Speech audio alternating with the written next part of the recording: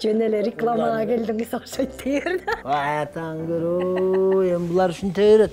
Ай, силердики болбогон кеп да. Жок, андай деле эмес. Ичим күйөт да. Мен айтып берейин. Сөмени тартып жегенде баңды ичет го. Андай болбойт бекен. Тазайсың кээде. Журналистика жактабайт да туура. Алдыгы бет, алдыгы кебети. Кыргыз боюнча эле калды. Жеңемди башыңызды жоготуп калган алдыңызбы? Тоюм бар эле. Бүт касыңар болот эле. Ушинтип эле жиндидей болуп калбадымбы келесе да. Эмнеге биз Индияда төрөлүп калган жокпуз? Индиянын кыздары, балдар сулуу болот экен. Кимге үйлөнөрүн билбей калгамчы. Нарынга күйөөгө тийип баратам, сата келбейм деп турду. Анан көшөгөнүн ичинде товар сатып атат деп койдугучу.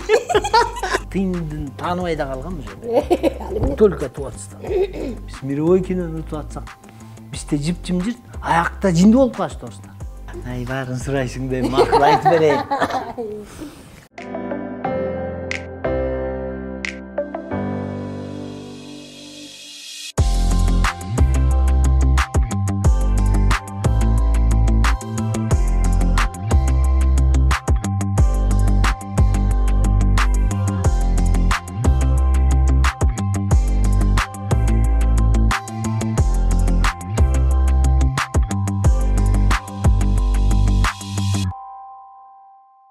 Саламатсыздарбы, урматтуу YouTube каналынын көрүүчүлөрү. Сиздердин суранычыңыздар менен кызыктуу адамдардын бейнесин ачуу менен угарабыз бүгүн дагы. Бардыңыздарды айтыңыздар маарик болсун демекчимин. Саламатсызбы Бакыт байке? Бүгүн менде мейманда Бакыт Букул. Аябай кубандым сизди көргөнгө. Рахмат. Мен дагы ошо 1 жылдан бери Бакыт байке качан сүйлөшөбүз дегенде кое отур, шашпай кое отурчу деп аткан күн бүгүн келиптир.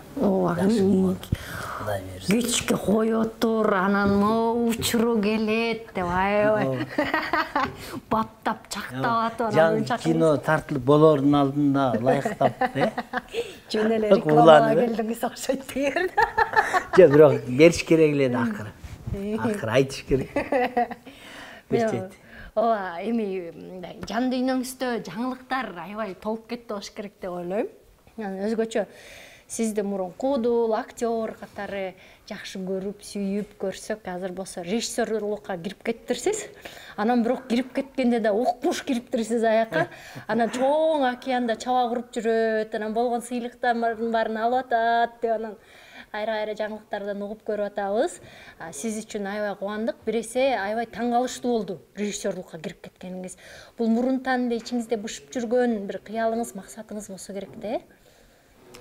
Эми буга жооп берейин. Эми бул чыгармачылык адам бардык жагына эми бул чыгармачылык адамдар кысканчаак болот негизи.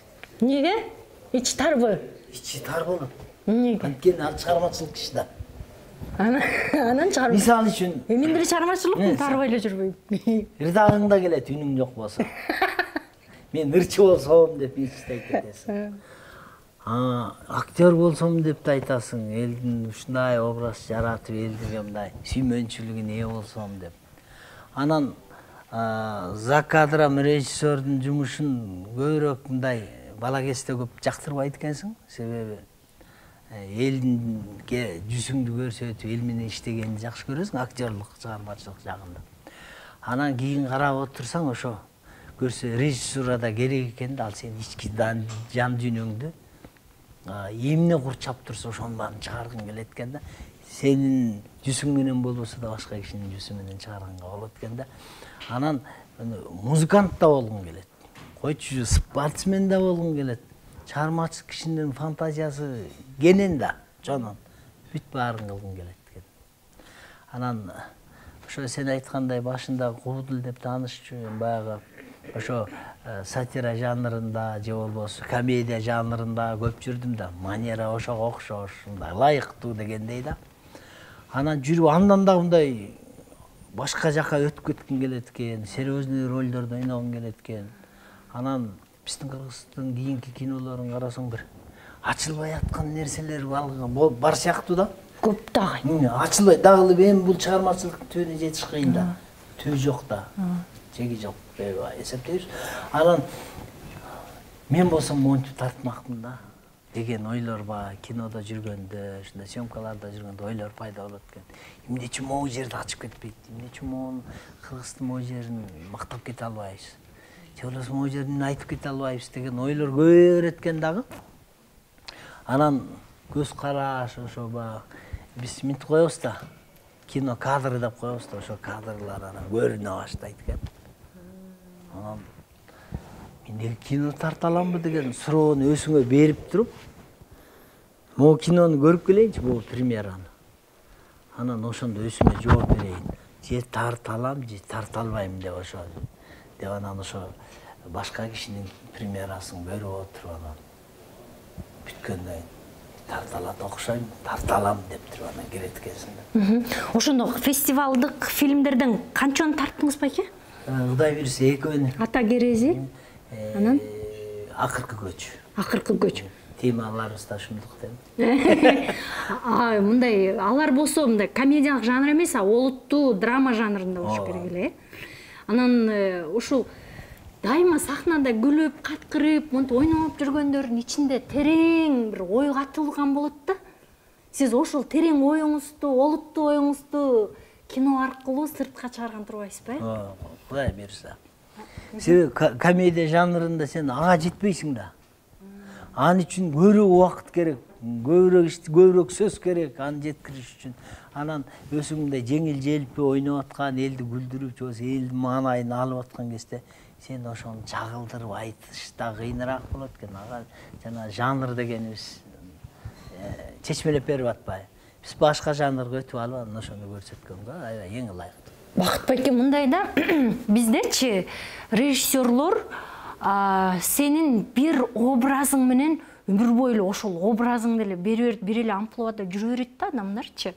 Мисалы үчүн Бакыт Мукулду бир Бакыт Мукул катары элечи, мындай ар жагында Бакыт Мукулдун артында деле башка Бакыт Мукулду мындай аракет кылып, режиссерлор иштеп, эмгектенип, мындай сындырып, башка образ жаратып, пластилин кылганга эмнеге мындай эринишет агай?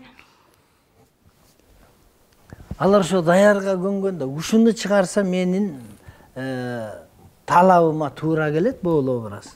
Могуга деп эле сен айткан туптара ошо ар кимдин өзүнүн мүнөзүнө жараша, же болбосо ойноп жүргөн образдарына жараша эле коюп тартып атат. Ал негизги салым кыргыздар үчүн да.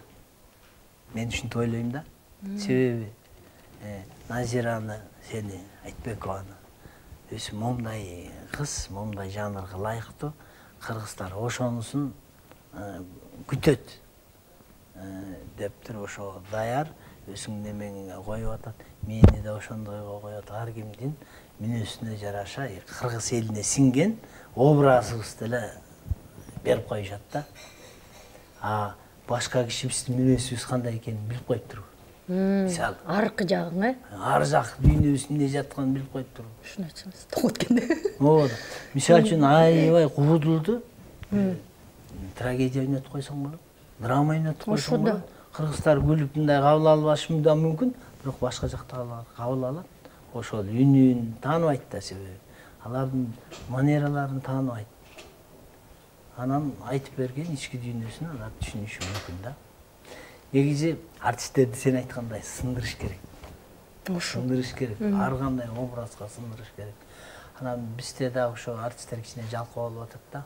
Бетине эле айтыш керек. Эмне десе, эми Европада акча көп төлөйт экен, анан алар аябай даярданып, анан ойношот экен. Бизде болсо кичинекей акчага эмне. Анда эмнеге артист болуп жүрөм деген суроо бар да. Ошону айтсаңыз. Булар мечте айтат, артист. Биз мечте айтат. Бир жакшы роль ойносом, бир жакшы чыгарманы чыгарсам, мындай деп мечте айтат. Бирок ошо съемка келгенде ошону кылбайт да. Ошону жасабайбы?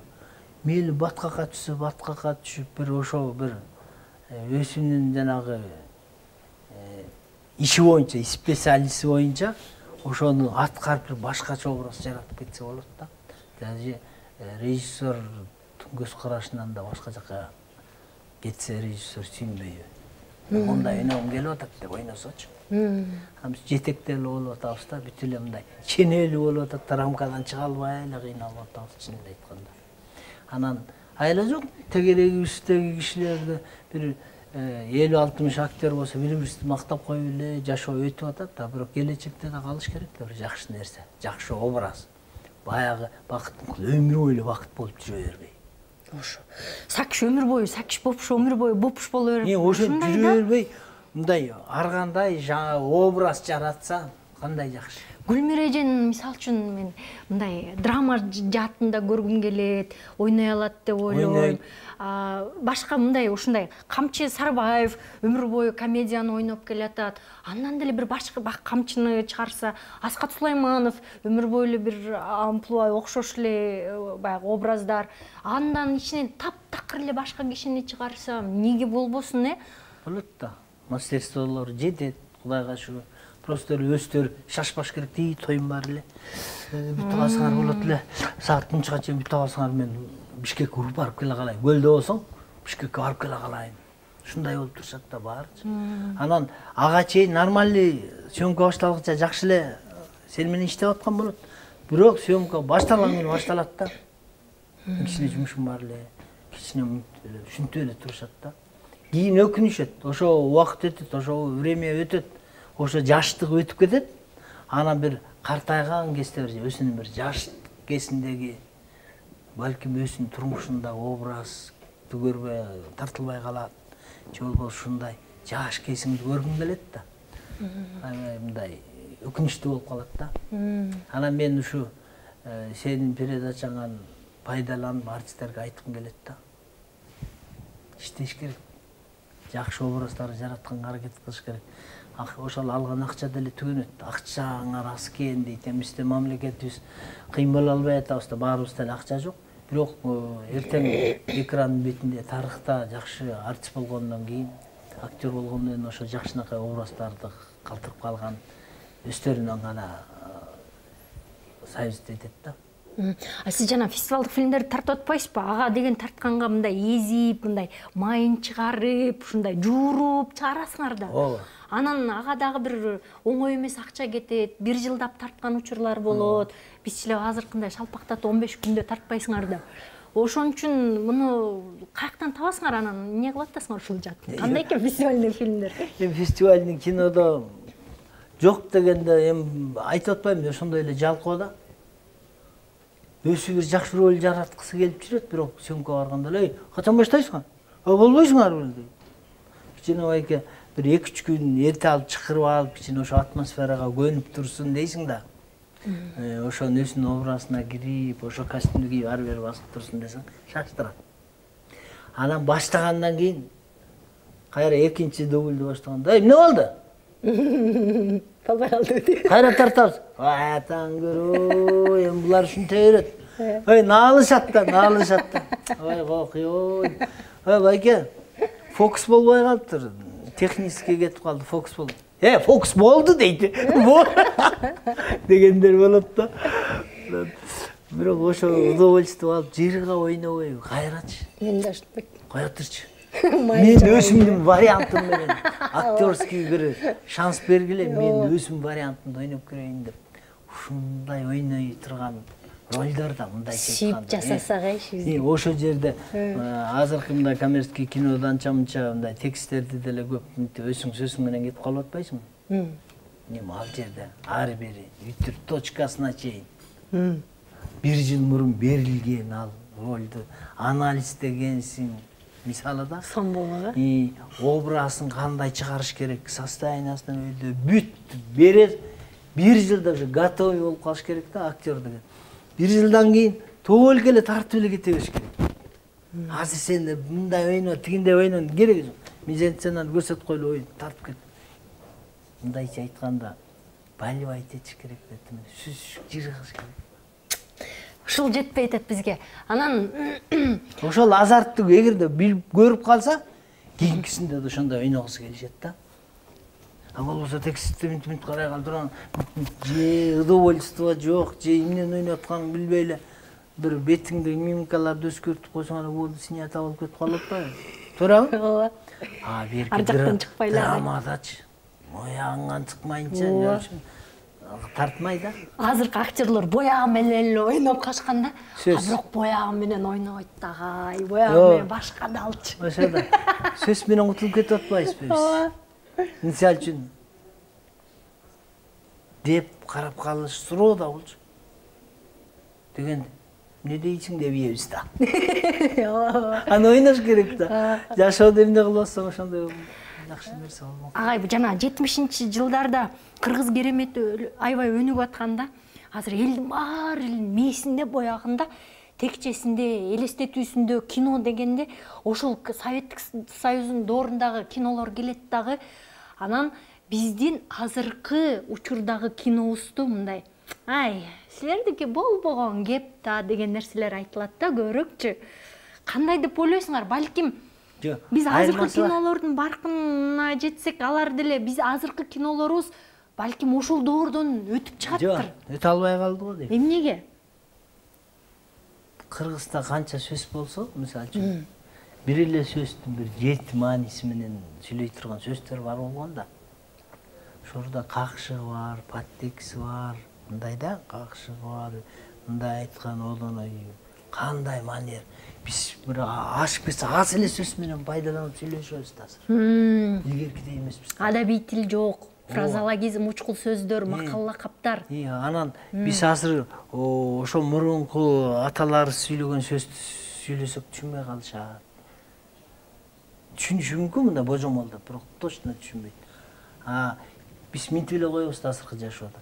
Эй, бул жаман экен, бул жакшы экен, экөөнүн айтып коебуз. Бирок ошонун катмарындагы ар бирине тиешелүү сөздөрүбүз бар болчу да. Ошого жараша сүйлөшчү. Сөз байлыгыбыз көбүрөөк болчу эместе. Анан артисттерибиз да жан берип иштечү. Мисалы үчүн, жүрөгү менен.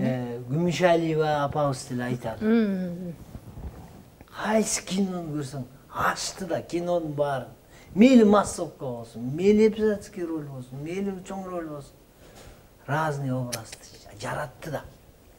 Көрдүңбү? Ар бир режиссердун эмне талап койсо ошону ойноп берди да буларда.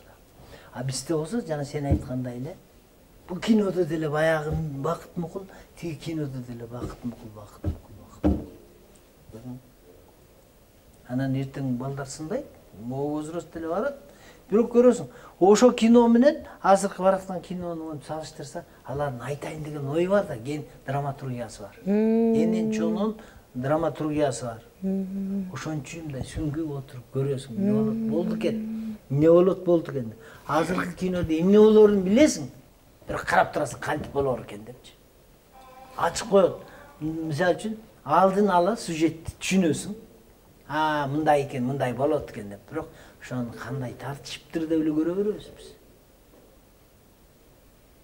Такыр башкача азыр. Агай, дагы бир суроо да. Мисалы үчүнчү, азыркы тапта аябай чоң философия катып ичине. Укмуштудай жан дүйнөңдү берип, актерлор укмуш жан дүйнөсү менен ойносун. Бирок ошону кинотеатрга коюп көрбөйт атпайбы эч ким. Анан мындай ыр сактаган эркектер, кыздар болуп кийинип алып, бир жиндидей болбогон кинолорго эл ушундай тапырап барат. Анан ичим күйөт да. Мен айтып берейин. Күлкүм келет да. Кызы, келини, эркеги, чиновниги ким болбосун. Мен цивилизациянын адамымын. Мен азыркы доордун адамымын. Мен азыркы заманды бүт билем, культураны түшүнөм. Ошо моданы кийет, ошо бетти боёйт, чачтарды жасайт.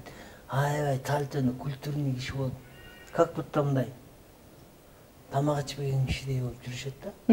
Бирок ошолор ошо киного барат, карап тур. Жана жеңил желпигеби? Ошо кино карап туруп, сөмөйүн тартып жегенде маңдай ичет го. Ошо рахаттан күнгө күлгөндө ким экенин көрүп коюп атпайсыңбы? Ошол жерден маскасы чечилип калат а. Андай кишилер тетиги бул философияны көрүш керек эле да, туурабы? Чын. Мен эмнени айткым келип атат? Эми азыркы көз караш ушундай болуп атат. адабиятты көп окуган эмеспиз, кыргыз тили адабиятты көргөн эмеспиз. Ал жерде эмне дегендерди окутчубагандачы. Ошондо окубайбыз, бирок баарын билебиз. Себеби Кычан деген ким болгон десе, Кычан Жакып десе. Интернеттен караган баланчанчыл тур, баланчанчы өлтүр, баланчанчыл жазылган экен деп коет. Болду, информация ошол эле. Билет.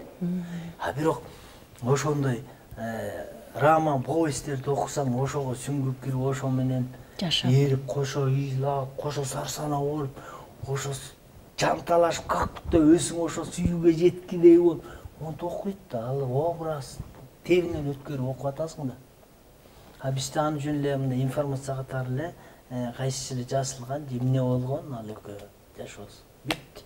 Экөөсү менен билип коюп. Ошон үчүн мен көбүрөөк иштебей калып атат да. Анан жеңил желпи дегенибиз ошо да. Убактылуу каткыш керек. Агай, бирокчу биз деген эл талап кылып атат, эл талап кылган нерсени бериш керек деп эле ошолорду эле берип атып элечи. Элди деген руханий жактан деген баягы кедей кылып атпайбызбы? А эгерде мейли эл талап кылса деле биз деген элди тарбиялашыбыз керек, элди башка өңүткө чыгарышыбыз керек деп улуулукту, касиетти, ушул тереңдикти бере берсек, балким деген эл тарбияланаптыр. Эң туура. Эң сонунда, эң сонун болуп атпайбы. Биз элге ылайыктап атпайбызбы? Элге ылайыктап эле, эл түшүнгөнгө ылайыктап эле ошону чыгармаларды берип атабыз биз. Бирок илгери деле ошондой болчу, биз деле мындай индийский эле кинону көрө берчүбүз, ошол эле кыргыздын киносун көрчүбүз биз деле. Бизге азыркы коммерческий кинодо Индиянын киносу эле келе берчү. 45 тыйындан кирип алып эле 20 тыйындан кезе берчү. Эмнеге биз Индияда төрөлүп калган жокпуз? Индиянын кыздары, балдары сулуу болот экен. Ошол жакта актер болуп төрөлүп, индис болсак эмне деп нечте айтып кеткен күндөр болгон биз. Чакраборти болуп калсам эмне болот эле деппи? Анан эми карабайсың. Бирок аныкы ошо азыркы эле биздин кинодо эми положительный болуп кетет аягы. Анан бирок ошонун алардын да тереңи бар, сүйүүнү көрүп берчи, сүйүүчүн эмне азап тосокту көрчү, жаман менен жакшыны көбүрөөк айтчы, бизде андай жок да азыр. Өтө эле позитивбиз да. Анан эгерде кичинедей мындай кинонун төркүнүндө бир проблеманы кошуп коюп, кичине кишилерди беректен тартып отурсак, киши өйдөлөйт да. Кино көргөндөй болуш керек да. Мына акырындан тартышыбыз керек экен да, мындай. Так эле башка өңүткө өтүп кетсек болбойт. Мен ушу бая күндө бир интервью бердим. Ушундай болот экен да. Мисалы үчүн биздин атанын кереси бир 40тан ашык ар кайсы мамлекеттерден эл аралык фестивалдардан сыйлык алып келди. Ошонун баары эл мен сыйлык алып келип атат, келип ушу кинону көрөлүчү деп барышты да. Барыштыбы? 2 ай турду да. Барганда бирок жанагы кинолордой аншлаг болгон жок да. Кинотеатрдан алып коелу дегенбиз дейт. Эл аз келип атат. Алып коелу десек, зрителибиз башкача болуп атат. Биздин зритель эмес дейт. Чоочун кишилер келип атат дейт. Мындай галстук тагынып, аялдарын эшитип алып, сумка көтөрүп. Маданияттуу. Ошолор келет дейт, анан эле сиңмейт дейт, ала албай калабыз дейт. Тиги кинотеатрдын директору айтат мына. Эртең алып коелу деп атсак эле кайра же толтура белет өтпөйт дейт. Өлө сөйлөп болуп, кишилер көрүп, бирок 2 ай көрдү да ошону. Көрдүңбү? Ошондой кинолорду да көрөт да. Ошого мындай тарбияланса, мындай эрте көрүш керек да, эрте жетилип, эрте оокат кылыш керек деген кеп да бул. Менин сөзүңүзгө аралжа азыр коммерциялык кино сиз деле азыр тарттыңыз да акыркы фильмиңиз. Анан ошондо эмне эл талап кылып атат деп анан кайра ошо элге жем берген да. Жок, андай деле эмес. Мындай болуп калды, эми мындай деле ошо коммерциялык кинонун деле беркинин да азарт өзүнчө болот экен, драманынчы. Анан андай деле эме бар, бирок кайра эле мамлекет сени тарта бер деп айтпайт да. Менден башка режиссерлор да бар да. Анан жөн жүрмөк белем. Анан тем более балдарым бар, ошо кино школасында окуган балдар болуп атпайбы. Улуу балам да, кичүү балам да, тегерек жетте мен өзүм жанында жүргөн баарлык кинодо жүргөн эмелер болсо, биз жүрө беребизби, анда эмне окудук деген сыяктуу. Коммерческий кино тартпайбы. Анан эми коммерческий тапталды, анан Күмөндөр Байкем экөөбүз сценарий жаздык. Анан ошону тартып бүттүк. Бир күн түндө ат койдук бугачы. Эмнеге бир күн түн? Ал эмне маани? Бир күн түндө баягында айттым эле. Биз бир күн түндө койгонубуздун мааниси мындай болуп атат да. Биз бир күн түндүн ичинде эле будуңчаң болуп кетип атабыз. Жаман өскөрүлүп эткенбиз да кыргыздар. Бир күн түн ичинде чакчылекей чыгат. Мисалы үчүн биздин ошо кинодо комедиянын артында камтылган биздин эле ошо 30 жылдык жашообуздун результаты да. Проблема бар. Бирок баягы кичине тамаша менен берели деп жаздык да. 30 жылдан бери могу жакшы адам экен, бул жакшы депутат экен, жакшы министр экен деп көмүр туткан кишилерибиз жок болуп атпайбы? Бир күн ичинде эч ким эмес болуп калып атышат. Ошолорчу. 1-май райондук сотуна барсаң, күнүгө көрөсүң, баягы сен жакшы киши эле го десең, ошонун былыгы чыгып атат. Жакшы адам таппай атабыз. Эртең кимдин колун кармап, кимди көмүр тутуп, ошонун артынан ээчип кете турган Кыргызда киши жок болуп атат. Бир күн түндө чакчылекей. Жана буга чейинки фильмдериңиз драма болуп келатты, анан азыр комедияга өттүңүз да. Анан экөөнүн айырмасы эмне экен? Кайсынан рахат алдыңыз? Рахат боюнча. Рахат боюнча делешелчү. Эми күлө бергенде эле рахат болбойт экен. Мен ушуну байкадым. Жанагы драмаларда болсо ар бир кишинин жан ички дүйнөсүн сезип, ушу чын ойноп атабы, чын ойногон жокпу деп ошол жашоо менен ошо кишинин ойноп берген образы менен кошо жашап кайф экен. Ар бир образдан кайф аласың да, удовольствие аласың. Жакшы болот. Ишенипчи. Күнүгө болгон окуяда ишенип. Биздин азыркы комедияда болсо каткырып жүрүп элечи мындай. Күлүп эле жүрө берет экенсиң да. Мындай убагында шайыр болгону менен удовольствие жок да. Ушундай айырмасы бар экен. Сиз мындай кинолордо актер катары өлө жакшы көрөм да, сиздичи. Сиз бар жерде эле өлө жыргайм да, анан дегендей.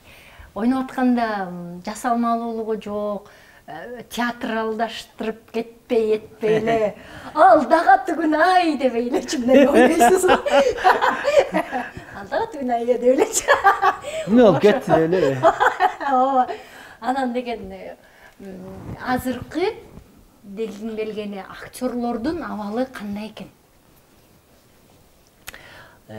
Негизи киного көнүш керек. Эми баягы биз кичине бирдеме айтып койсок эле туура эмес сындарды кабыл ала беребиз да. Илгери мен ошо киностудияга барган кезде мынте берчи да. Театр болуп атат деп элечи. Эмне эле театр болуп атат дей берчимин да. Көрсөбүз оонго түшүп калат экенбиз да. Оон. Бырдап Анан ошондой сүйлөп эле анан эле анын ортосунда сахна мындай сахнаны условный ойнойсуң да. Чаканын ичинде суу жок, мисалы чака көтөрсөң. Саман көтөрбөйсүң айры менен. Саман көтөргөн суу ойнойсуң деген сыяктуу эл отурат. Анан ар бир сөздү ойногондон бияктı мындай карап ойноп коюшат да. Мындай эл жакты карап, капталды карап. Анан турмушта антпейт да. Сен экөөс сүйлөшүп атсаң эле мен баягы эле монтип туруп калбайм да. Камераны карап. Аялым экөөс уруша кетсек экөөс үйдүн эки бурчун карап туруп калбайбыз да. Монтип эле урушабыз да. Анан көчүгүңдү салба деген жок да үйдө. Ооба. Туурабы? Тигинде болсо мындай кыйгаш туруп алышат да мындай. Анан театрдын артисттери байкабай эле монтип ойноп атып эле монтип ачып туруп сахна жакта зрительди бетин ачып коюшат да, тиіп коюшат. Анан же болсо биякты карап, сөзүн айтканда биякты карап туруп калат. Ошол бирде болбосо бирде колдонуп турат экен. Мен байкабадым баары. Оякты карап калышат. Ай, эмне карап атасың аякты дейсиң. Аяк эмне карап атасың? Ойнойсуң. Анан жана оон. Именно театрда иштебей, кем балдардыкы уже естественный. Ооба, байкадым. Естественный. Бирок переход жасай алышпайт. Переход деген эмне? Бир немеден, бир эмоциядан экинчи эмоцияга өтө албайт, Өтүш албайт да. Анан сүйлөп эле коет. Оценка керек да мындайчы. Ана ичи жүрөгү түкүлдү, эмне болуптур деген бир зритель да ошону күтүш керек да. Көрдүңбү? Бул жерде актерский мастерство жетпейт да. Чын. Актерский мастер. Себеби мынтип деле коюшу мүмкүн. Сен бирдеме десең, эмне болуптур тигүү депчи. Сен туура эле ойнодуң. Бирок ар жакта зритель үчүн тартып аткандай, зрительге дагы бирдеме ташташ керек да. Зрительди да кошо переживать этип анан ошо менен чогуу мындай оборот кетиш керек да. Ошо жагын кыла алышпайт да. Сразу мынтип туруп алып.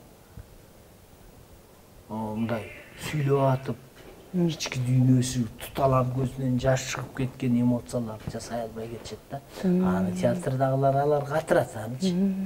Бирок мындай ачыкча болуп кетет да. Анан үнүн катып чыгарып, сахнага көнүп калганда 500 кишиге үн жеткириш керек, анан ушундай жактарынан айырма бар да. Агай, ал эмоцияны чыгарыш үчүн образды сүйүш керек, жана сценарийди терең түшүнүш керек да, ошондо чыгат өзү эле. А биздики мындай эптеп чампалаган үчүн чыкпай атат да.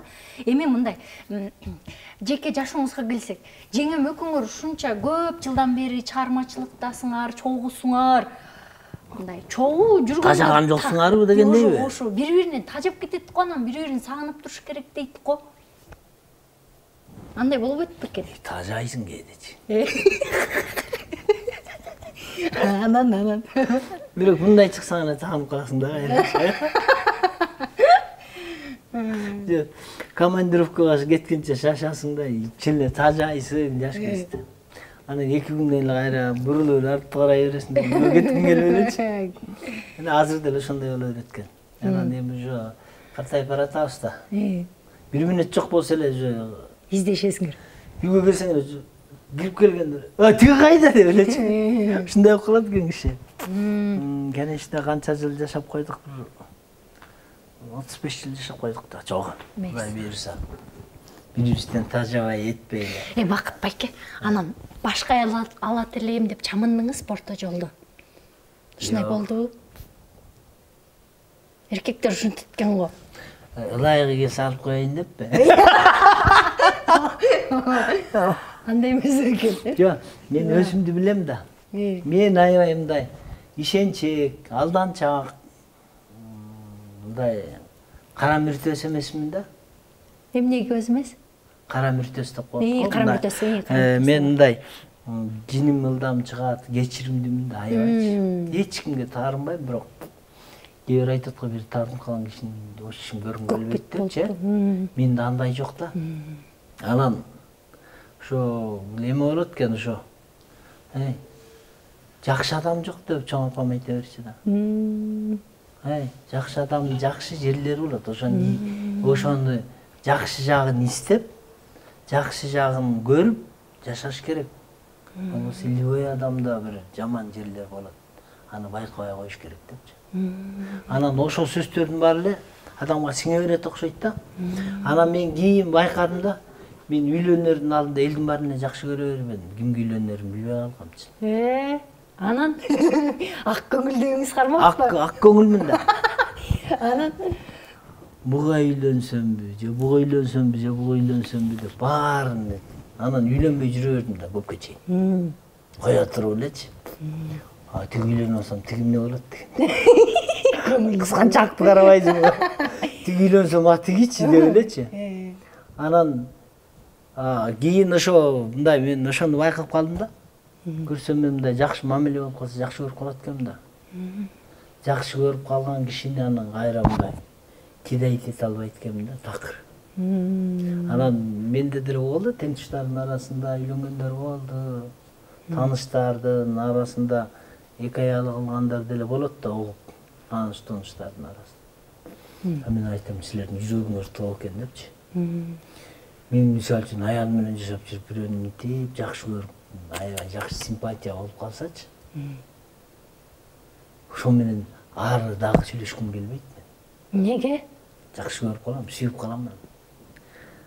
Сүйүп калсам өсүмүнө бара болом деп билем да ошону. Анан жинде болосуң да. Башың жоготпой кой. Мен айтып атпайм, мен көп кыздар менен сүйлөшкөм да үйлөнөрүнөн да. ошентип жанагы жеңемдичи кандай критерий? башымды жоготком да ошентип. Жеңемди башыңызды жоготуп калып анан алдыңызбы? Эми кимге үйлө? Жок, мындай мен эми көп киши ачыгын айтпайт да, айтайын. Айтыңыз. Кимисине үйлөнсөм деген сөз болду да. Деп анан бирөөнө барам, сүйлөшөм, 1-2 күн жүрөбүз. Жүргөндөн кийин эле ачык карайм да. Кайра тиги даирөөнө барам. Ушинтип эле анан жиндидей болуп калбадым да келесе да. Чече албай койдум да. Анан бирок адамдын жүрөгүндө бирөө болот экен. Жаштык менен ошо билбей жүрдүм билбейм. Анан отуруп алып анан бешөөнү кагазга жазам, жеребьевка кылам. Эми өзүнчө эле комедияда жалгыз отуруп алып бешөөнү кагазга окшош кылып бүктөп туруп калпакка салып туруп чайкап турупчу. Карабай туруп алам. Азыр кимисин алсам ошону үйлөнөм. Хак деп туруп монтация менен баланчанын аты чыгып калат да. Кайдан ошол жакка барам.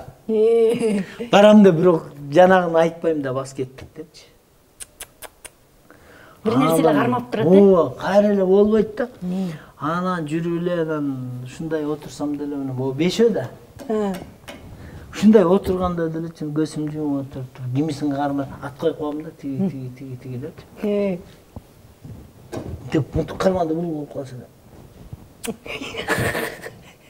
Ушундай да жөн жүрбөй калдым да аягымдачы. Андан кийин жүрүп эле анан Алмаз деген досум бар, анан айткандай. Мен билем сен жаңыл деле сүйөсүң. Жаңыл деле сүйөсүң. Бас, үйдө бүтүп атпайт.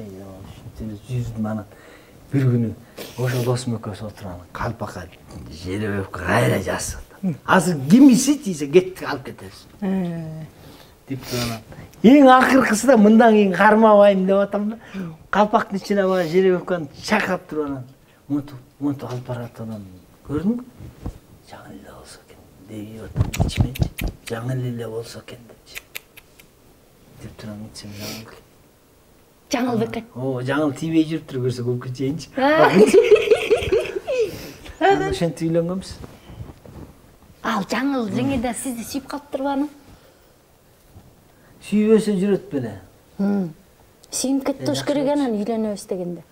Эми комедияда Айтыңызчы. Ай баарын сурайсың деп макул айтып берейин.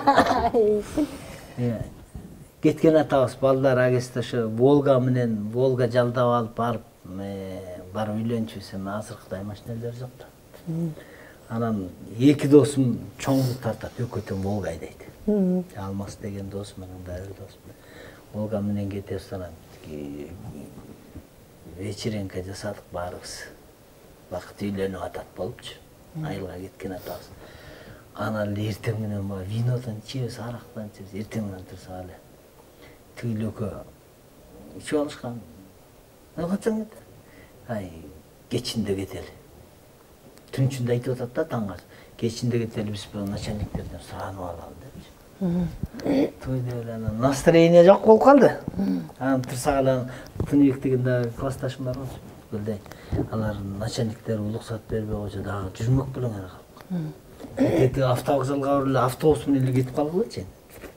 Акталан автобус кетет. Анан наркул кетет да. Учкун Айбистин айылдан түшүп калышты. Тизе эле жаңыл айтып калды. Жүр автобус менен кетеличи. Анан эмгиче айтам да. Калп-кала жастадым, өлкөдө жастадым го автобус менен келет. Анан автобус менен кете береличи, акча коротуп отурбай тигине. Анан болуп турду, анан автовокзалга бардык үчөөбүз, барсак билет бар экен, эртең менен билетти алып анан кетип калдык. Тилдер келип таппай калыптыр. Аяларды салып депчи.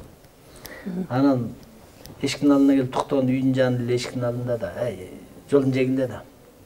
Атам атпай алып турган, карап туруп калдым. Андан да чоң мындай сумкабыз бар. Сумканын чоңдугу момундай. Ичинде эмне? Анын ичинде ошол кезде мындай бул эмеле деп койчу, старый толчокто. Мындай анча-мынча чет өлкөнүн кийимдери сатылып калчу бирден экиден туруп жана тиги Беловодскийде кайнежемде ушундай товарлар болчу экен да, дүкөнчү кишилер экен да. Анан ошол бизден үйдө экен, жаңылдын үйүндө. Анан нарынга күйөөгө тийип баратам, сата келбейми дептир да. Аны бир сумка момундай, анда алып. Соода кылган жүрөт. Соода кылган жүрөт. Мен соодагер болот кылсам боло албай койду.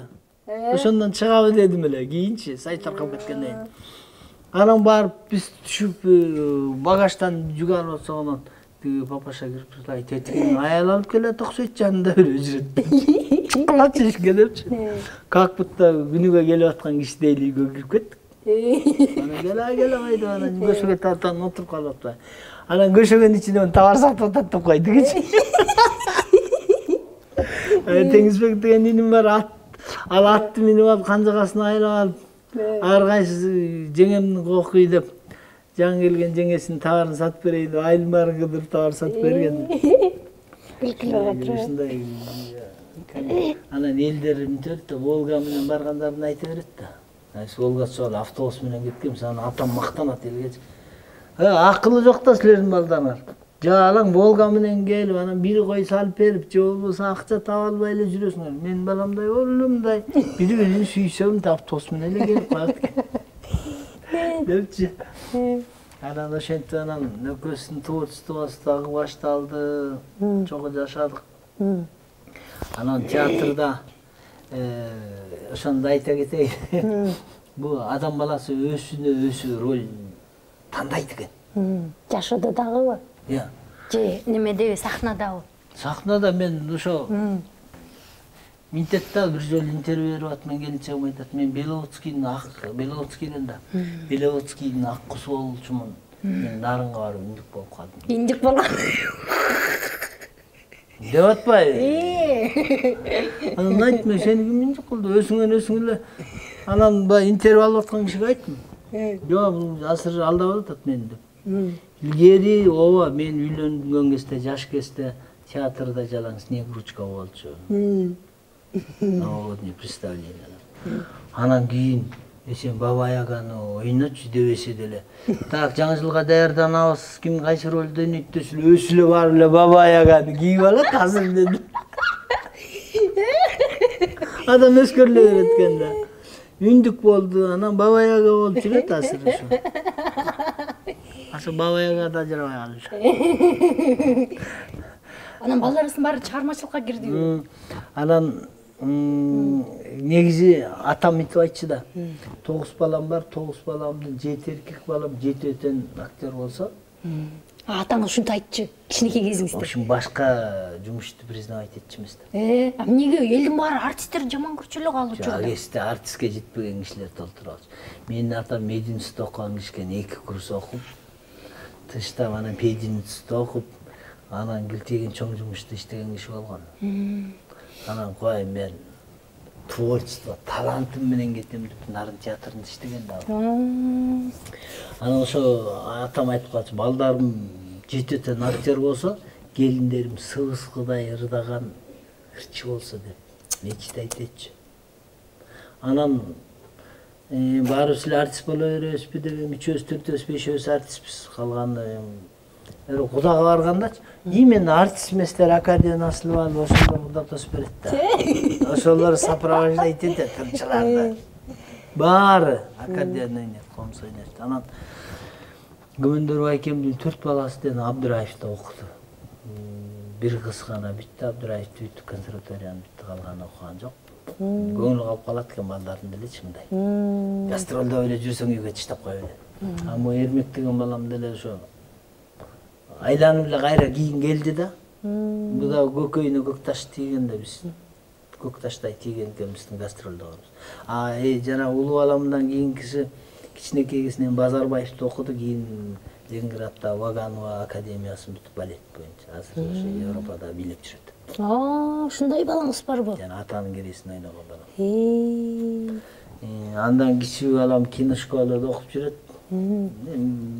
творчестводан башка деле ойлонушпайт биздин эле. А мындай гастролдоп жүрсөңүз балдарыңыздарга мындай мээрим сүйүү берилген жок да жетишерлик түрдө таарынышпайбы азыр мындай чочуркап силерден андай болбойбу? Жок, бул улуу балам эле эрмек эле көп калды да. Тайнесиникинде жүрүп таштап кетчүбүз да. Берки иман болсо Базарбековго жатып окучу да. Чочунураак болуп калат экен кичинечи. А берки кичинекей Рыскелди деген баламды ошо эле алып алчубуз. Ошо футлярдын ичинде чоңойдур. Жерлешим жакка. Анан Бакыт байке Күмөндөр байке, Күмөндөр Абылов ал деген чоң кудулданан. Күмөндөр Абыловтай агалуу болгон бул сыймыкпы же болбосо анын көлөкөсүндө дайыма калып калгандай бир неме болобу? Сыймык да. Сыймык. Сыймыгы аябай жакшы да. Күмөндөр анткени келесиң, Күмөндөр байкеде учурашып атса, дай артынан келип карасаң, өзүң сыймыктанып турасың да. Бирок сага жаман да. Неге? Ушундай жагы бар экен да. Мисалы үчүн мен аябай көп чайналдым да. Күмөндөр байкең деле туура берет экенсиң дейт. Себеби туурабайсың, бирок бир тууган болгондо окшош да кыймыл аракет. Үнүңөр да окшош, темирлер окшош. Ой, сен мындай деп анан режиссерлор аябай сындырышпады. Сатирантышта депчи. Болбосо мен 90-жылы анда Кыргызда Бишкекте деле жок болчу. 90-жылы биз популярный болгонбуз. Бактыгүл Асанова деген экөөбүз. Жаман катты популяр. Троллейбус автобустан жүрө албай калганбыз. Алдарайлар келатат. Аябай жакшы иштеп. Ошо кезде передачаларга чыгырып, встречаларга чыгырып, акча алып, көп акча тытып, шамалгытып, анан эле жүрүп анан 92-жылы Чүй театр ачылып калып ошо көрсөм, жана сатира деген иштебайсың. Нормально артист болбойсуң, анан спектакльге кирдим да. Анан ошентип жүрдүк, кийин театрга киши келбей калган кезде айла жок кайра эме башталды. Элде биз алаксыттык чындыгын айтканда. Бир акча түшсө 70-80 сом түшөт. 1000дей ашык киши отурат, акча жок да. Клубтардын свет жок, чаң баскан, ошол жерге концерт коюп эл кыйналып атканда биз аябай алаксыттык. Ошо гастролдоп жүрдүк, театрга келип кайра келейин десең, эч же представлениясы жок, же спектакль жок. Айланып эле анан арыз сүзүп беришип эле жүрдүк. Анан борончу менен иштеп көрдүм. Борончу менен иштесем, мен койгон постановкалар деле болот, мисалы үчүн да. Бирок сен жөнүндө айтылбайт да. Борончунун концертине барып келели деп элечи. Кимдин аты чыкса эле ошого эле кете берет экен. Аралаш менен иштеп көрдүм, аларга да постановкаларым болду. Анан жүрүп, өзүмчө кылбасам болбой калды деп анан артист жоголто баштадым мен, өзүмчө чыгам депчи. Карасам эле өсүмүр туугандарым артисттин окуусун бүтүп атса, анан дагы кимде жүрмөк эле, бери келгиле деп чогултуп алып анан концерт коюп анан электрик свет болуп кеттик да. Анан ойлойт экенсиң, эми ушинтип эле жүрө берем.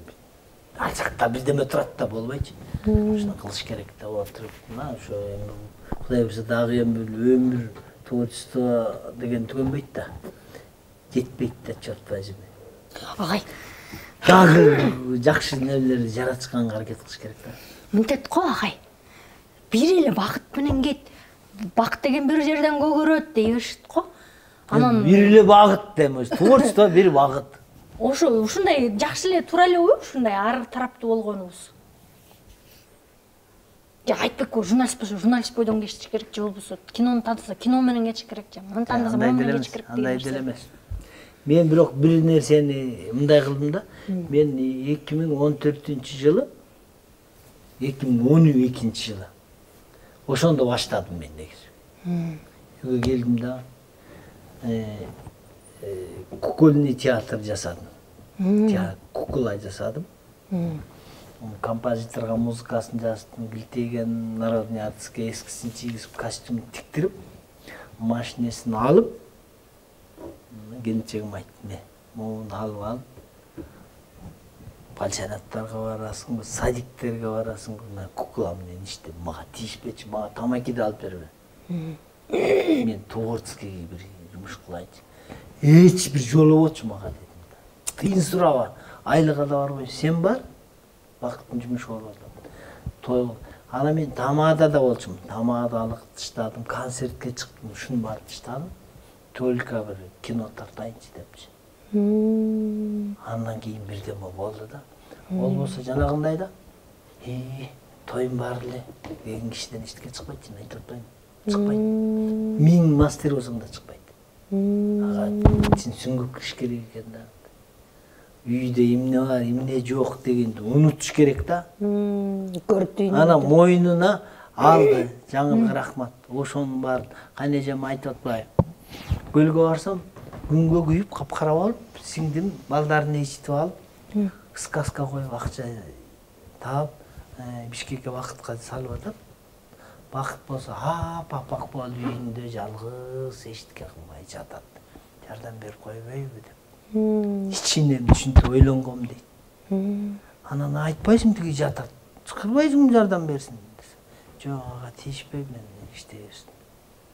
Бирок чын эле ошо менен азыр мойнунда Эрмек менен Жаңыл экөө мен ушул эмес тыйын барбы жокпу деген ушул тыйындын тааныбай да калгам уже.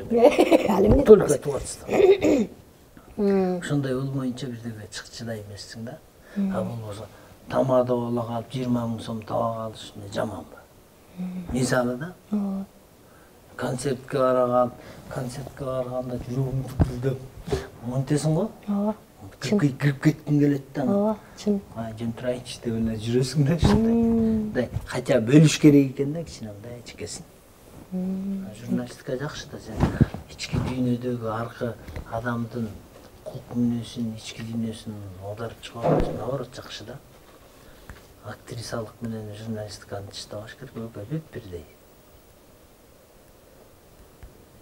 Журналистика жакпайт да, туура. Мындай да, ар бир кандай гана бир нерсе жасасаң, мындай элге мындай жакшы пайдалуу кылсаң жакшы болот экен да. Мен адамдардын жан дүйнөсүн чукулатып көрүүчү көп, ушундай кылыш керек экен сабак алат. Актерлукта деле мындай жакшы аябай берилип, сонун ролуңду берсең, эл ошол образың аркылуу аяктан деле сабак алат. Мен бирдемени айтайын, жакшы адамдын пайдасы любой кишиге тиет. Мен бирдемени айтайын, мен таң калдым да. Биз жакшы адамдар аз болуп атат биздечи. Бир эле таксистке барып, нарынга мени алып кетесиң болсоң болот дейт. Анан жолдон Мадинадан бир баштык ала кетейинчи десеңчи. Кайсычы, безим кетет, андай мындай. Көрдүм, сразу эле башка эмеге. Макул айкалдан кирип чыга аласың дегендей. Адам керчиликтүү, же болбосо элпек, бир эчтекелери жок калды да. Анан эле жаш балдарды бирдеме десең, заман ушундай болуп атпайбы дейт. Мен айтам, заманга шылтаба, сен бузуп атасың заманды. Кичине мындай щедрый болуп, кичине жөнөкөй болуп, мындай заманга шылтабай, мындай биз болсо элүүдөн өтүп баратабыз. Силердики заман. Силер оңдобойсуңар, оңдогула да. Андай эмес мындай деп. Ыргытпай бирдеме. Урушпай, талашпай, күлүп жайнап мындай мамиле кылып. Эртең булар эмне болорун да билбейсиң, чынын айткандачы. Мен жана жакшы адам элди багат экен деген мен өз көзүм менен көрдүм. Испанияга, Барселонага барбадык кино фестивалга. Барсак Испанияда, ошо Барселона шаарында. Элдин баары жана Месси деген футболисттин костюмун сатып окат кылат экен. Мейли магазин, мейли кай жерге жайып алып, жана оригинальный костюмдон коет экен. Материалычы $107 турат экен. Мейли кичинекей, мейли чоң. 10 номердагы Месси.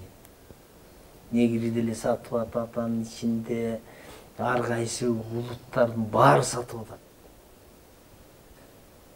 Тимиле койчу бүт. Ал баардык улут дүйнө жүзүнөн келет экен, жана эмне деген церковь бар эле. Барселонадачы. 400 жылдан бери салынып эле алды иштеп атат музейга. Эмне деп койчулар? Унутуп атам. Анан ошону көргөнү келишет экен да, туристтин баары жанагы месинин костюмун алат экен. А мен ырымдап неберем да футболист болуп калсынчы деп бир $107 бир эң кичинекей костюмун алгам. Азыр чак келип, алтыга чыкты кийип жүрөт.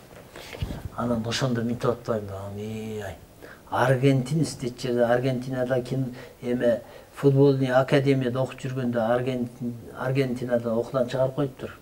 Бул деген ити, бул бой өспөйт, бул футболист чыкпайт депчи. Анан Мессинин атасы Барселонага алып келип туруп ошо жерде футболный академияга бергенде эми Испанияны жыргатып атпайбы алчы, дүйнө жүзүнө чыгарып. Анан ошо баламды, неберемди баягы костюмду кийгизсем тим эле момундай да, анда кичинекей болчу да. Анан бул академиянын алдында бир магазиндин ичине кирип, күн ысык. Үч ирет болуп калды, киши көп экен, анан суп алып ичели деп турсак эле дүкөнчү мынтип атып эле. Кечирип коюңуздар, тети Месси деген баланы коюп ийинчи, футболист депчи. 5 ирет сода кылып койду бизгечи. Анан жүрсөк тиякта шаардын үстүндө бир булак бар. Булакка барсак, суу алганы барсак, бир жигит отуруптур, келинчеги, анан 3-4 баланы ошо уборка кылдырып отуруптур да. Анан учурашып сүйлөшүп калсак, ой, Месси деген бала турбайбы? Анан келинчегине айтат, бул Мессиге берчи жанагы Самсона дейт.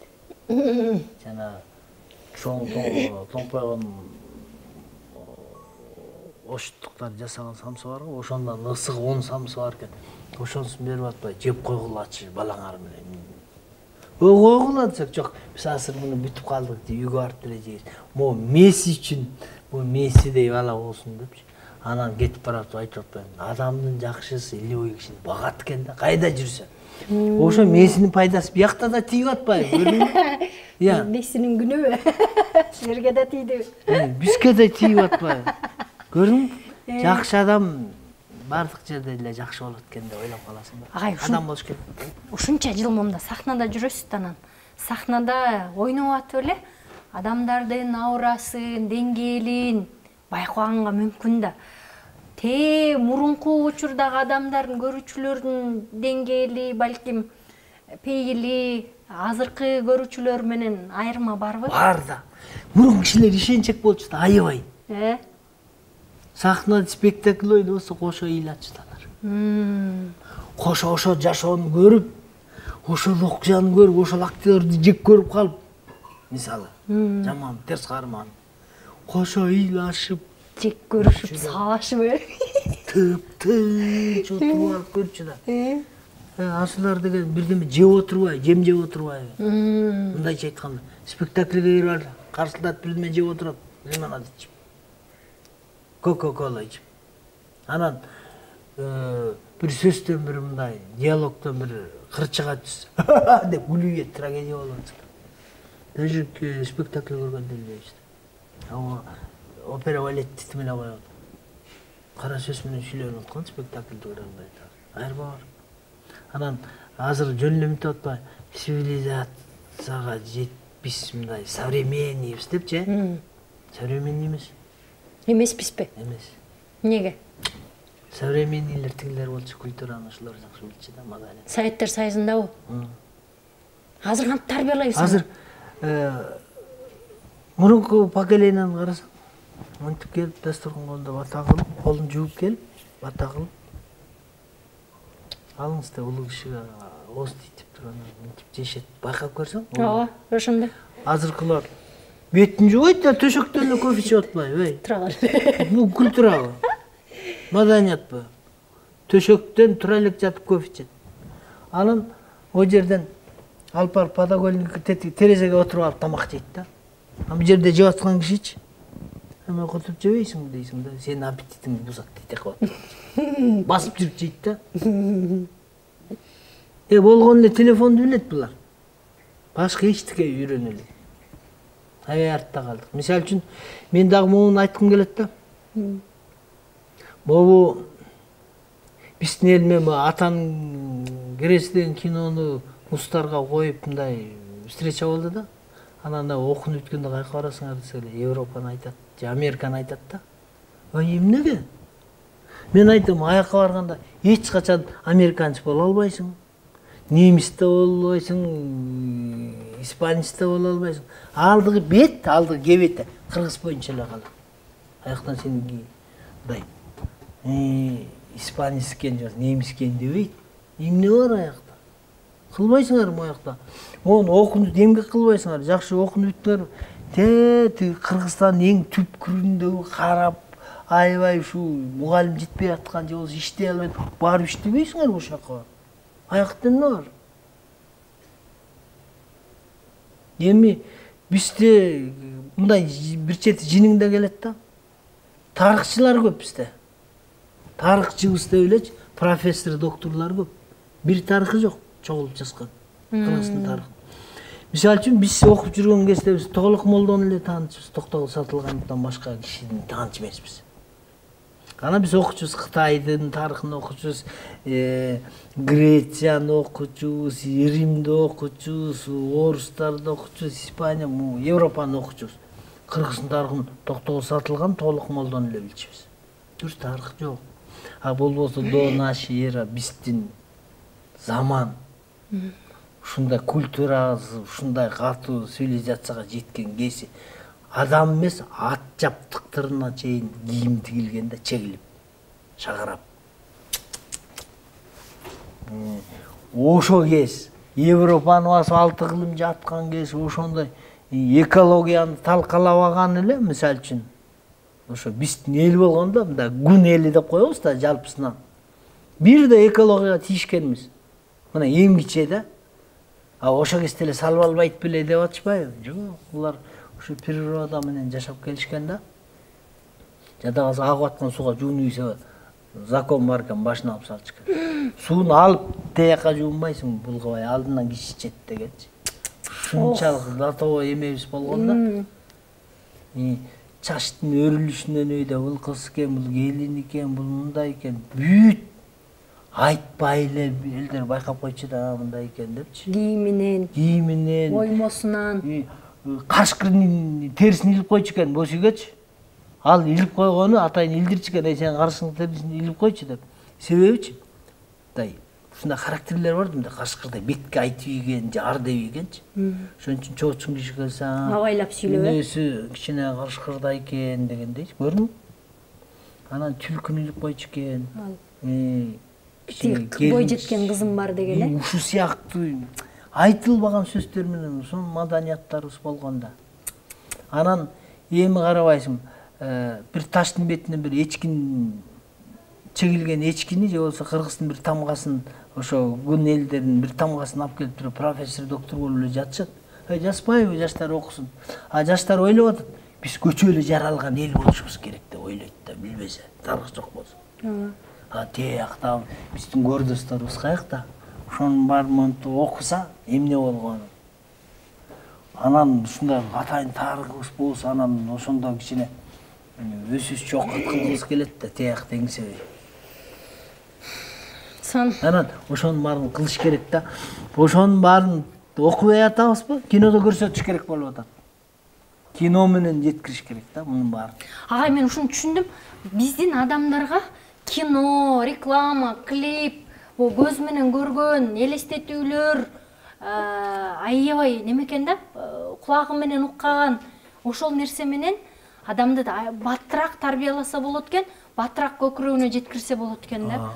Сиздин жана фестивалдык фильмдериңиз болобу, мындай оор философиясы бар кинолоруңузду дагы улантышыңызга абдан тилектешмин. Анткени силер аябай мындай кошосуңар да. Анан сценарий жазып атканда дагы мындай азыркыдай болуп жеңил желпи, давай кеттик эмес, мындай бир ушундай баягы унутта калып аткан учкул сөздөр кошулсун. Кыргыз адабияты, кыргыз тили укмуш бай да.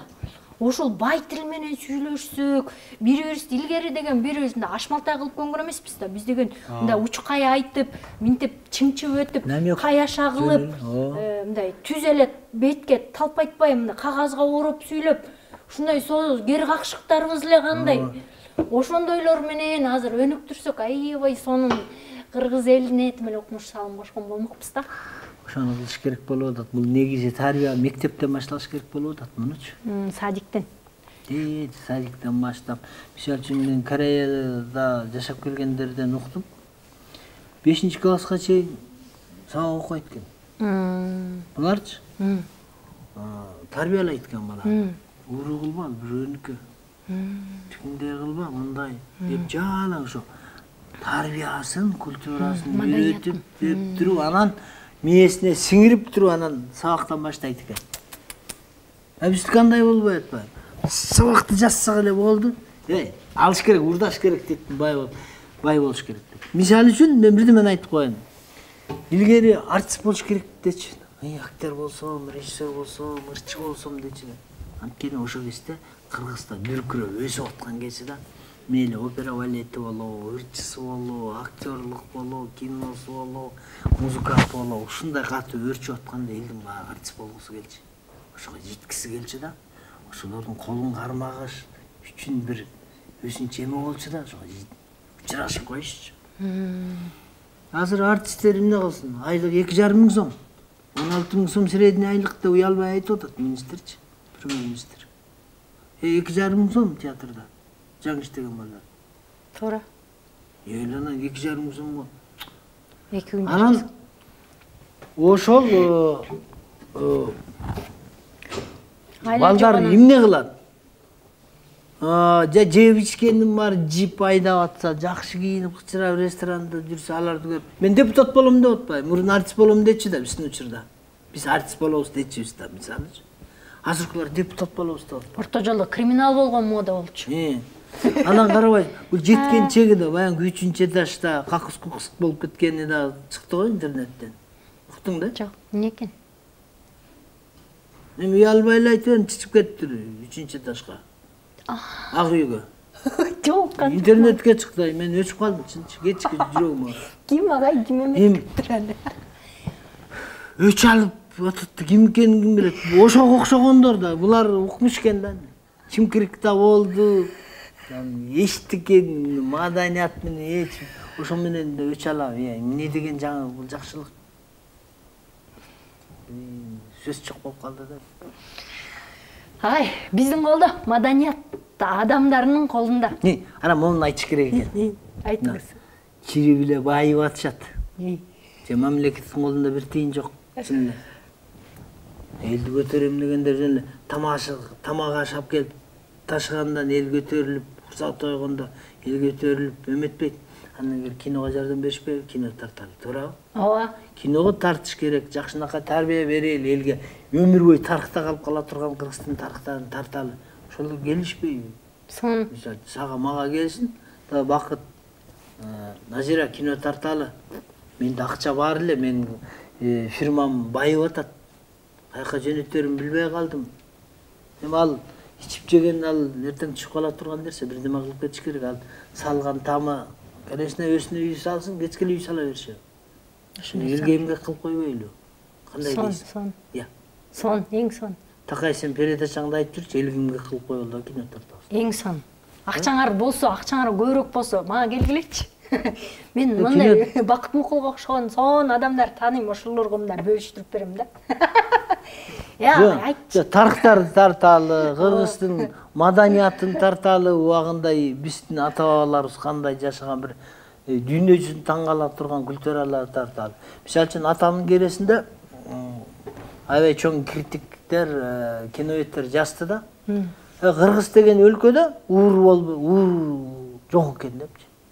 Себеби мен кинода ошондой кылып тартып койгом да. 15 жыл мурун бул үйдө киши жок деп жип менен байлап коюп кетип калышкан. Чын.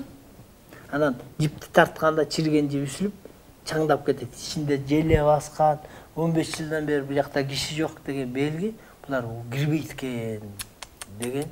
Ошону укмуштай жазып чыгышпады. Ушундай эл болот экен деп. А бирок бизде ууру кандай? Азыр жеңден кокодон чыгып кетип атат. Чын да. Анан ошо сыяктуу бир өзүбүздүн бир убагында бир барктуу бир аябай баалуу сөзүбүздү, баалуу маданиятыбызды киного чагылдырып берсек, азыр бул жөн фестиваль уюштурбайт экен чет өлкөлүктөр. эмнеге уюштурат? Ошо фестивалды уюштуруп алып жакшы кинолорду алып калышат алар. Анан өзүнүн элине көрсөтөт. Мынакей ички дүйнөнү түшүндүрөм. Адамдарда мындай болот. Биздикилерчи эмнени көрүп атышат ага? Анан алардын жана Кытайдын илгери чыгарчу кооперативдери жана эмелер комбинаттары 5 сомдук байпакты кыргыздарга атып алат экен депчи. Чыгара берчи да. Өлөрдү алат экен депчи. Ошол сыяктуу эле Европада, Голливудда, Азияда могу кинону укмуш көрөт деп эле жана жылаңачтарды, киши өлтүргөн кан сандарды тартып эле жөнөтүп атат. Өздөрүнөн уруксат бербейт, көрбөйт. Интернеттен көрүшү мүмкүн, бирок кинотеатрда көрсөтпөйт. Ошону үчүн мен эмнеге айтып атам? Мен колуман эле келет. Муну бизди башкарып аткан, культураны башкарып аткан кишилер ушуну ойлонуш керек. Культураны башкарып аткан киши кинону терең түшүнө албай эле. Сон туура айттыңыз. Кино, мына. Киноң тартсаң өмүр бою ар кайсы мамлекетте көрүлүп турат да. 70 жыл болобу, 100 жыл болобу кино калат. Туура. Баалай албай коюшту. Мен дагы айтып коеюн, кайра эле ушуну айта берет экен дейт болуш керек. Бизде спортсмендер жакшы. Аларды баалайт да. Могу жерде Алматыдан утуп келеби, Тажикстандан утуп келеби, Түркмөнстандан баалап, баса калышып, аэропорттон тосуп алышып. Баланчанчы Европада же болбосо Азияда ким күрөштү, ким жеңип алды эле десе, архивдин баарын кастырып келип баланчаны истебай баланча экен деп айтат. Туурабы? Кинода андай эмес да, ачыкта. Үнүгө көрсөтүп атат. Туура. Кинода мировой кинону уттук биз. Билинбей эле калдык. Мировой кинону утуптур деген мамлекетибизде реакция болгон жок даже. Гордый эме менен айтыш керек болчу. Орустун Звягинцев деген режиссер, лучший режиссураны Канндан алганда жинди болуп калышты. 1 жыл раскрутка берип ролик. Биринчи жолу деп жинди болушту ошол жылы. Ичиңер күйдүбү? Биз ошол жылы мировой кинону унутуп атабыз, ал режиссерди алып атат. Биз мировой кинону унутуп атсак, бизде жип-жимжирт, аякта жинди болуп калышты орустар. Сон Бакыт байке, өлө сон кептерди козгодук. Элдин көкүрөгүнө жакшылап сиңирдик болуш керек. Мен аябай кубанычтамын. Рахмат. Акчасы барлар келгиле деп кино тартабыз. Кино тартабыз. Тартыш керек. Жаштарды келечекке кичине бирдеме кылалы. Чынында. Сон. Рахмат сизге келип бергениңиз үчүн. Алдыда киноңуз ийгиликтүү болсун. Бирок коммерциялык кино тартсаңыз деле өзөгү болгондой болсо аябай кубанам, Мен дагы ушуну айтып кетейин. Муну дагы айтып кетишибиз керек да, карасаң. Коммерциялык кино, могу кинодо канча мен баймын деп байлыгын мактанышып, алда биле кылат, бирок Жанайбектин кооператив деген бар экен, 15 жылдык ипотека үй беришет экен. Именно жашай албаган кишилерге. Жанайбектин кооперативи деген бар экен. 15 жылга берет экен, ушундай 5%. Ишенимдүү экен. Ишенимдүү. Ошолор бизге генеральный спонсор болду. Сон. Мен ушуну айткым келип атат да сенин передачаңда. Себеби творческий кишилер бүт үйгө жетпей жетет да. Туура. Жанайбектин кооперативине келип үй алгыла деп айтам мен. Чыгармачылык кишилердин баарын ошого чакырам. Сон. Мен да барайын. 15 жылда анс деле квартирага төлөп атасыңар. Мамлекет кылбаган эмени мындай жаштар кылып атат. Сон. Мына киного спонсор болду генеральный. Мен аябай ыраазы болуп калдым.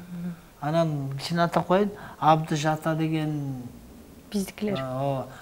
Биздикилер дагы ошо биздин алар да жардам беришип, аябай жардам беришти. Той болсу деген болду. Анан могу кафенин аты эмне эле? Алар дагы ошо Буоно деген кафелер жардам берип атат. Чыгармачылык кишилерге жардам берип тургула, конечно, жакшы жаңылыктарды, жакшы бир чыгармаларды жаратып туралы бизге только поддержка керек, Son. Rahmat. Урматтуу YouTube каналымдын көрүүчүлөрү, бүгүн биз сиздердин суранышыңыздар боюнча куудул, азыркы тапта режиссер, дагы дегир койчу, актер болгон жагында таланттуу болгон сыймыктуу агабыз Бакыт Мукул керемет кептерди айтып кетти. Көкүрөгүңөргө сөзсүз түрдө сиңирип алды. Кайрадан көрүшкөнчө сак саламатта болуңуздар.